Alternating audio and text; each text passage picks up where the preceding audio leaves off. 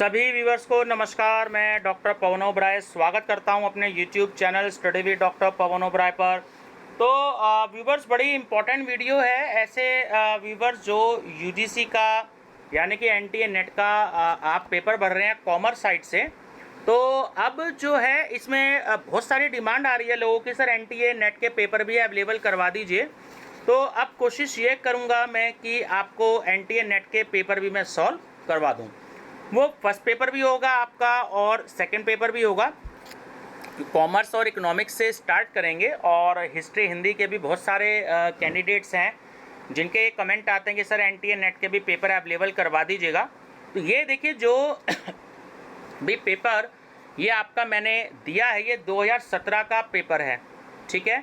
इसमें मेरे पास 2 सेट हैं क्योंकि जब आज से 4-5 साल पहले पेपर होते थे यानी 2017 तक लास्ट, तब उसमें ये सेकंड पेपर होता था, उसमें 50 क्वेश्चन आते थे और थर्ड पेपर आपका होता था 3 घंटे के बाद, तो उसमें 75 क्वेश्चन आते थे। लेकिन अब जो है केवल 100 क्वेश्चन ही आते हैं।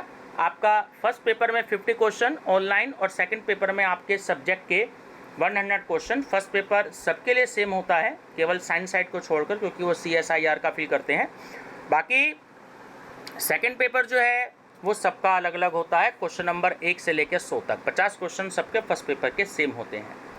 तो काफ़ी सारी डिमांड थी लोगों की, तो कॉमर्स से मैं स्टार्ट कर रहा हूँ। हालांकि मैंने हिस्ट्री के, हिंदी के, पॉलिटिकल साइंस के, काफ़ी सारे सब्जेक्ट से एजुकेशन के क्वेश्चन पेपर अवेलेबल कर लिए हैं। तो जैसे भी मौका लगेगा मैं आपसे डिस्कस कर लूँगा। और प्लेलिस्ट जो वो इसकी बनी हुई है एनटीए नेट के नाम से, तो आप उसकी प्लेलिस्ट विजिट कर सकते हैं, ठीक है व्यूवर्स। बस चैनल जरूर सब्सक्राइब कर लीजिएगा study with doctor Pawan Oberoi. और 50 क्वेश्चन हैं, अगर आपको इसकी PDF चाहिए तो केवल 5 रुपये आप इसमें डिस्क्रिप्शन बॉक्स में जो व्हाट्सएप नंबर है तो आप उसमें डिपॉजिट कराएं और केवल 5 रुपये में आपको ये 50 क्वेश्चंस की PDF आपको दे दी जाएगी। तो चलिए आपको एक आइडिया हो जाएगा कि किस तरीके से क्वेश्चंस आते हैं कॉमर्स में, क्योंकि टफ थोड़ा सा पेपर आता है, ठीक है। तो नंबर जैसे फर्स्ट क्वेश्चन है, आपको सिर्फ देखिए क्वेश्चन से मतलब होना चाहिए, चाहे वो 50 क्वेश्चन हो या 75 क्वेश्चन है, इससे मतलब नहीं होना चाहिए। तो मैं आपको ये बताऊंगा कि कैसे कैसे क्वेश्चंस आते हैं। जैसे नंबर फर्स्ट क्वेश्चन है कि निम्नलिखित अभिकथन A यानी कि जो स्टेटमेंट दे रखा है और उसका रीजन दे रखा है तर्क के दोनों कथनों से सही कूट का आपको चयन करना है। अब इन्होंने जो स्टेटमेंट दिया है, अभिकथन दिया है, वो दिया है कि औद्योगिक उदारीकरण प्रतिस्पर्धी शक्तियों के विकास के लिए आवश्यक शर्त बन गया, जिसके परिणाम स्वरूप भारतीय उद्योगों में दक्षता तथा उत्पादकता में वृद्धि हुई। अब इसका तर्क क्या दिया है कि यानी कि रीजन की औद्योगिक विकास और निर्धनता को नियंत्रण में रखना केवल सरकारी हस्तक्षेप से संभव है। देखिए ये अभिकथन के क्वेश्चन आते हैं और इसमें रीज़न भी दिए जाते हैं। आपको पता लगाना है कि जो है नीचे जो ऑप्शन दे रखे हैं, तो मैं सीधा पहला क्वेश्चन पेपर ये करा रहा हूं। तो आप मुझे ये भी बताइएगा कमेंट बॉक्स में कि क्या मैं आपको आंसर लगी हुई PDF दूं या पीछे जो है जो आंसर लगा रखे हैं सिर्फ उसके हिसाब से मैं पढ़ाया जाऊँ, ठीक है ना। क्योंकि जो सीसर्स यूनिवर्सिटी मेरठ के स्टूडेंट्स हैं और या बरेली यूनिवर्सिटी के, या लखनऊ यूनिवर्सिटी या कानपुर यूनिवर्सिटी के ग्रेजुएशन के, पोस्ट ग्रेजुएशन के स्टूडेंट्स हैं, वो आंसर टिक लगे हुए की PDF वो चाहते हैं। तो आप क्योंकि मैच्योर हैं, नेट के स्टूडेंट्स हैं, तो अगर आप कहेंगे तो मैं बिना टिक लगे हुए आपको मैं बताऊंगा ताकि आपको भी प्रैक्टिस करने का मौका मिल जाए। तो कमेंट सेक्शन में आप मुझे बताइएगा।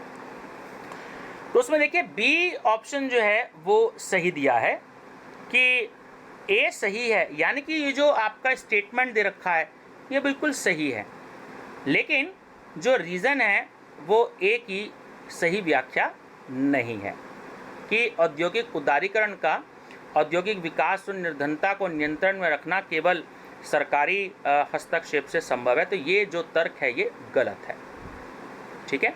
चलिए अगला है, निम्नलिखित में से कौन से कथन सही नहीं है। अब आपसे पूछा जा रहा है कि 3 आपको कथन दिए गए हैं।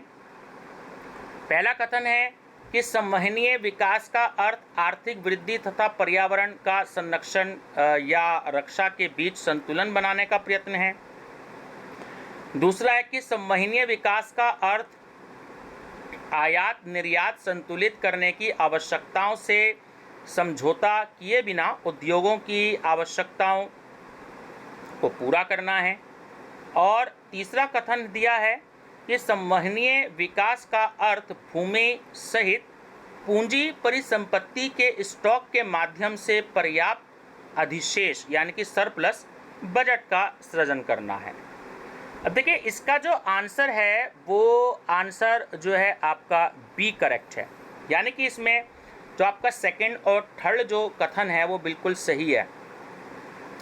केवल ए इसमें गलत है कि संवहनीय विकास का अर्थ आर्थिक वृद्धि तथा पर्यावरण का संरक्षण या रक्षा के बीच संतुलन बनाने का प्रयत्न है। तो ये आपको थोड़ा सा ध्यान रखना है ना। और क्योंकि देखिए 50 क्वेश्चन है, लगभग आधे घंटे से ज़्यादा की वीडियो बनेगी, तो इसमें मैं वैसे जल्दी नहीं बता सकता, तो इसमें आपको जो है स्लो ही बताना पड़ेगा और क्वेश्चंस को बड़े ढंग से हमें स्टडी करनी पड़ेगी, क्योंकि नेट का ये क्वेश्चन है। संवहनीय विकास का अर्थ आयात निर्यात संतुलित करने की आवश्यकताओं से समझौता किए बिना उद्योगों की आवश्यकताओं को पूरा करना, तो बिल्कुल सही स्टेटमेंट है। और ऐसे संवहनीय विकास का अर्थ ये भी है कि भूमि सहित पूंजी परिसंपत्ति के स्टॉक के माध्यम से पर्याप्त अधिशेष बजट का सृजन करना है। ठीक है, तो अब बिल्कुल जो है सही स्टेटमेंट है सेकंड और थर्ड। और कोई क्वेश्चन का आंसर गलत हो जाए व्यूवर्स, अगर आपको लगता हो तो कमेंट सेक्शन में बताइएगा।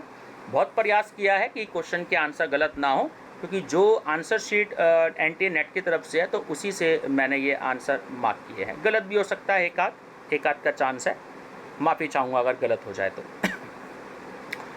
थर्ड है कि व्यवसाय के सूक्ष्म परिवेश से संबंधित सूची 1 और सूची 2 के मदों को सुमेलित कीजिए तथा सही मिलान के कूट को बताना है। अब देखिए ये मैचिंग वाले क्वेश्चन ऐसे आते हैं और बहुत ध्यान देना होता है मैचिंग वाले क्वेश्चंस में।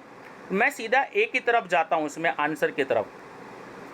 अगर हम इसमें बात करें कि जो हमारा आर्थिक पर्यावरण है, तो आर्थिक पर्यावरण जो है वो व्यापार और परिवहन नीतियों से संबंधित होता है, व्यापार और परिवहन नीतियों से। और अगर हम बी की बात करें राजनीतिक और सरकारी पर्यावरण, तो राजनीतिक और सरकारी पर्यावरण जो वो न्यायिक शक्तियों से संबंधित है। सी में है आपका सामाजिक सांस्कृतिक पर्यावरण।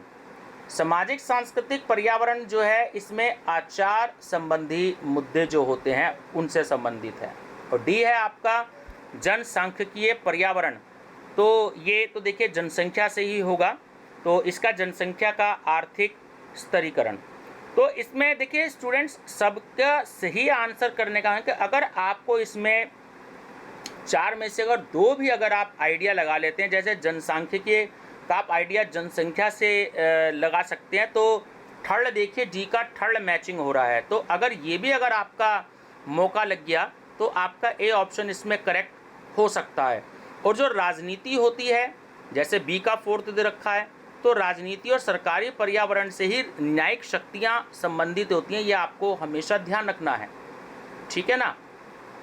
और इकोनॉमिक जो यानी कि आर्थिक पर्यावरण, तो ये व्यापार से संबंधित ही होता है, तो इसका आपको ध्यान रखना। कोई भी अगर 1 या 2 अगर आपको मैचिंग मिल जाता है तो आपका ऐसे मैचिंग के आंसर बिल्कुल करेक्ट हो सकते हैं।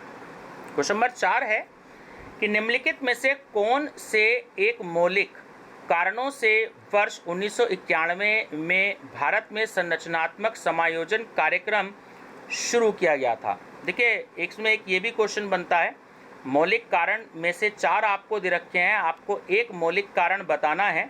तो ये जो संरचनात्मक समायोजन कार्यक्रम शुरू किया गया था, तो ये भी पूछा जा सकता है कि कौन से सन में किया गया था। तो यहाँ पर सन 1991 आपको बताना है। अब इसमें मुक्त बाजार अर्थव्यवस्था की स्थापना के लिए, ठीक है, मुक्त बाजार अर्थव्यवस्था की स्थापना के लिए, तो थोड़ा सा आप इसमें ध्यान रखेंगे। ठीक है, थोड़ा सा टफ क्वेश्चन इसमें आते हैं। अगर हम क्वेश्चन नंबर 5 की बात करें, फिर से इसमें इन्होंने सूची 1 और सूची 2 दे दी है, आपको फिर से इसमें मिलान करना है। देखिए मैचिंग की मैं आपको बात बता दूं तो इसमें सीधे फिर से देख लीजिएगा, मैं आपको ये दिखा देता हूं कि अगर हम बात करें इसमें तो ए ऑप्शन इसमें भी सही जा रहा है। ए ऑप्शन में आपको दे रखा है कि जो आपका व्यष्टि बाह्य पर्यावरण है, व्यष्टि बाह्य पर्यावरण, तो ये आपका थर्ड नंबर से रिलेटेड है, आदान आपूर्तिकर्ता। ठीक है, आदान आपूर्तिकर्ता, ये आपका थर्ड से संबंधित है। और बी में अगर आप देखें तो बी में आपको दे रखा है समष्टि बाह्य पर्यावरण।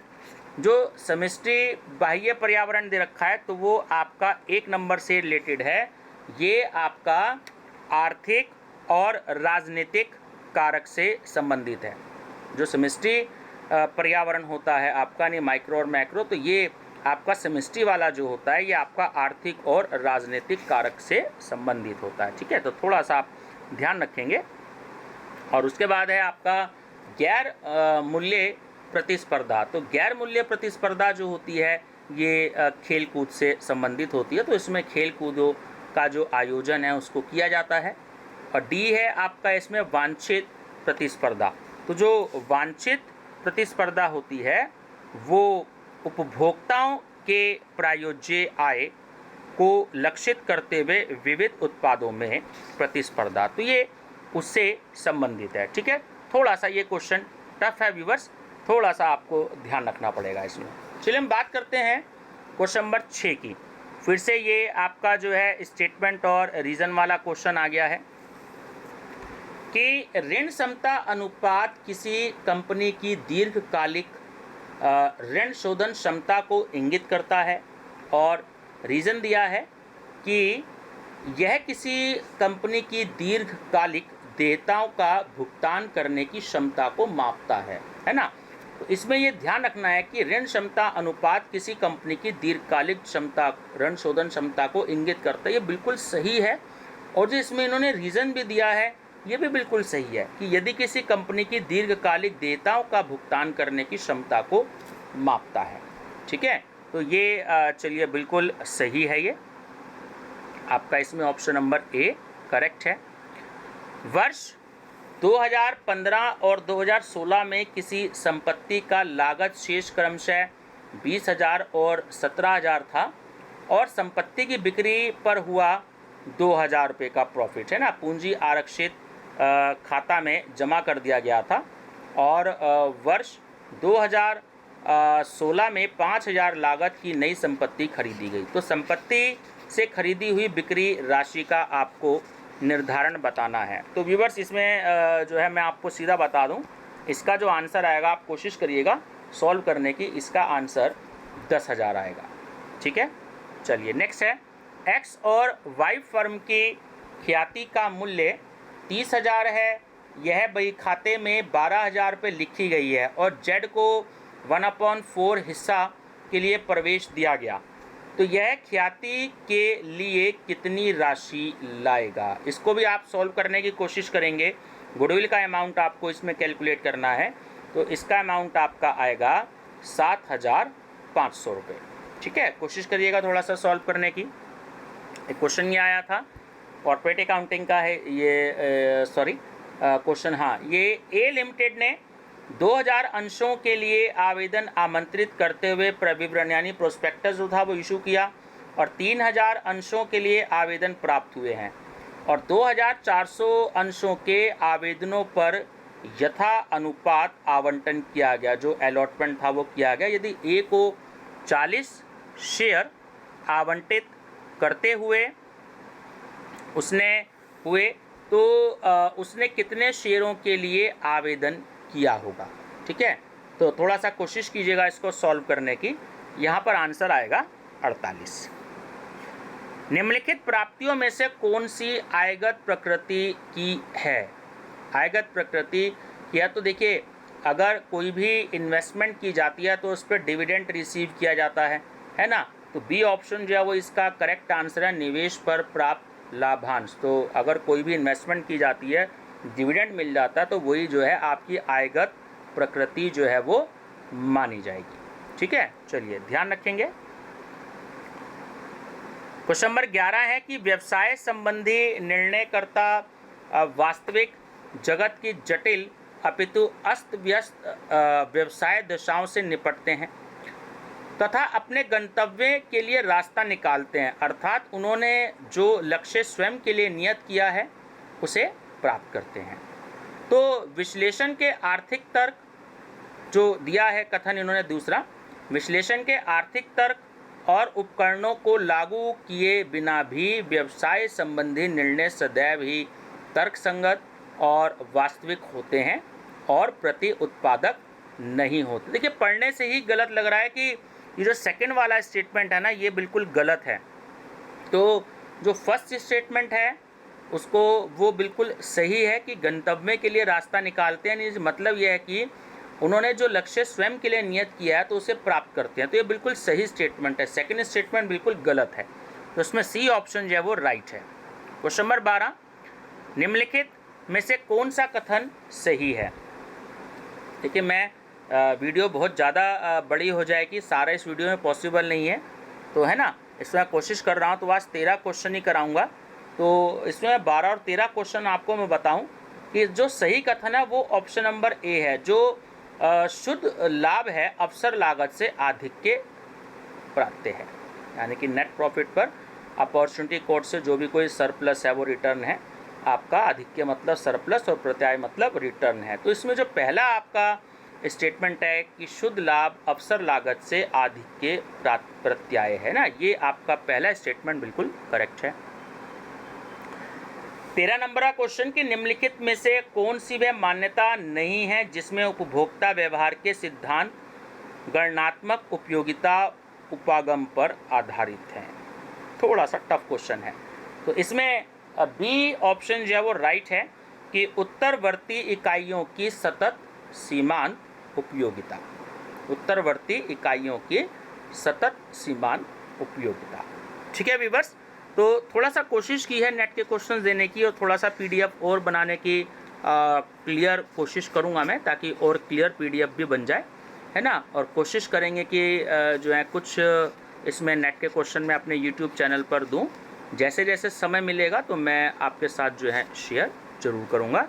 तो स्टूडेंट्स बने रहिएगा मेरे चैनल पे study with doctor Pawan Oberoi पर। प्लेलिस्ट इसकी बनी हुई है एनटीए नेट की, तो आप उसमें जो है इसके क्वेश्चंस की विजिट कर सकते हैं, और भी आप प्लेलिस्ट विजिट करिएगा, आपके लिए काफ़ी हेल्पफुल रहेगा।